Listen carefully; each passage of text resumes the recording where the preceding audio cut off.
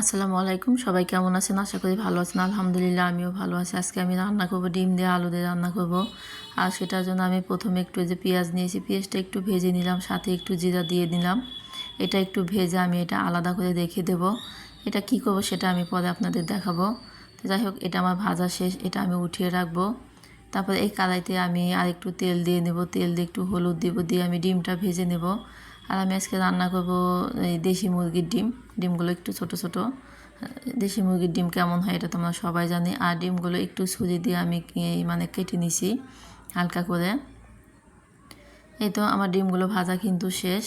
আমি এখন এখানে পেঁয়াজ মরিচ দিয়ে দেবো, দিয়ে এটা একটু নেড়ে ছেড়ে আমি পানি দিয়ে দেবো, 1 কাপ পরিমাণ পানি দিয়ে এখানে আমি সব ধরনের মশলা দিয়ে দেবো।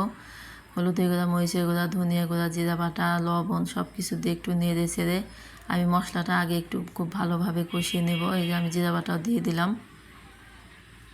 আর ওই যে আমরা তো আদা রসুন খাই না, তো যাই হোক এইভাবেই রান্না করি আর কি। তা আমি এই যে মশলাটা খুব ভালোভাবে কষিয়ে নিলাম আগে, তারপর একটু নেড়েছে আমি এখানে আলুটা দিয়ে দেব।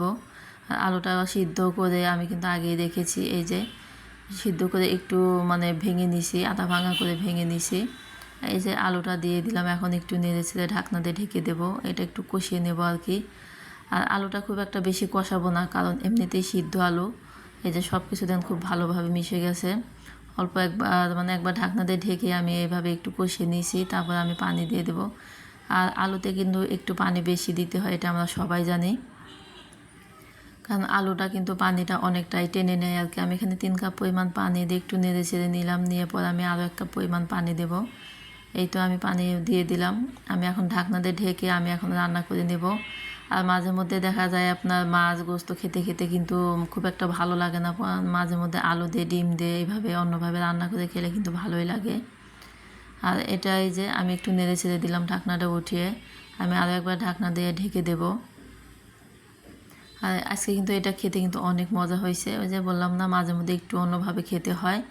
তো যাই হোক, এখানে আমি এখন যে ডিমগুলো দিয়ে দিব, ডিমগুলো দিয়ে তারপরে হচ্ছে ওই যে জিরা আর পেঁয়াজে ভেজে রাখছিলাম, ওটা কিন্তু আমি পাটায় বেটে নিছি।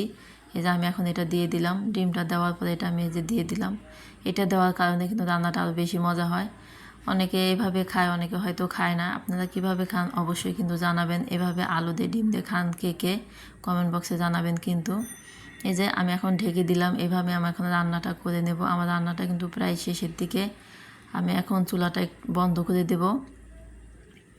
আর চুলাটা বন্ধ করে দেওয়ার 10-15 মিনিট পর আমি দেখাবো রান্নাটা কেমন হয়েছে আর কালারটা কেমন হয়েছে। এই যে দেখেন, আমি ঢাকনাটা উঠিয়ে দিলাম। আমি এই পর্যায়ে কিন্তু আমি এখন চুলাটা বন্ধ করে দেব। বন্ধ করে দেওয়ার পর 10-15 মিনিট পরে আমি দেখাবো কেমন হয়েছে, একটু নেড়ে দিলাম আর কি। এই যে দেখেন, অনেক সুন্দর কিন্তু কালার হয়েছে। আর আমি এখন এটা বাটিতে বেড়ে নেব। আর এটাই ছিল আজকে আমার দুপুরের রান্না। রান্নাটা আপনাদের কাছে কেমন লাগছে অবশ্যই জানাবেন। আর দেখা হবে পরবর্তী কোনো ভিডিওতে। সবাই ভালো থাকবেন। আজকের মতো এই পর্যন্তই। আল্লাহ হাফেজ।